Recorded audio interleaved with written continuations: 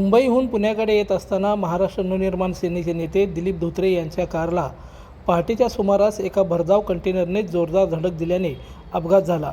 या अपघातामध्ये दिलीप बापू धोत्रे आणि त्यांचे चालक किरकोळ जखमी झाले असून त्यांच्यावर ज्युपिटर हॉस्पिटल येथे उपचार सुरू आहेत। डॉक्टरांनी दिलेल्या माहितीनुसार त्यांच्या हाताला व पायाला दुखापत झाली असून त्यांच्यावर शस्त्रक्रिया करण्यात येणार आहे। सध्या त्यांची प्रकृती स्थिर असल्याचे सांगण्यात आलं। अपघाताची माहिती मिळताच माजी आरोग्यमंत्री तथा आमदार तानाजी सावंत यांनी तातडीने पुण्यातील हॉस्पिटलमध्ये धाव घेत दिलीप बापू धोत्रे यांच्या प्रकृतीची विचारपूस केली। यावेळी मनसेचे जिल्हाध्यक्ष विनायक महेंद्रकर, प्रशांत गिड्डे, शहराध्यक्ष जैनुद्दीन शेख, संतोष कुमार घोडके, शशांक तिकोणे यांच्यासह सोलापूर जिल्हा आणि पंढरपूर तालुक्यातील अनेक पदाधिकारी कार्यकर्त्यांनी हॉस्पिटलमध्ये गर्दी करत धोत्रे यांना धीर दिला आहे। लाईक करा, कमेंट करा आणि सबस्क्राइब करायला विसरू नका।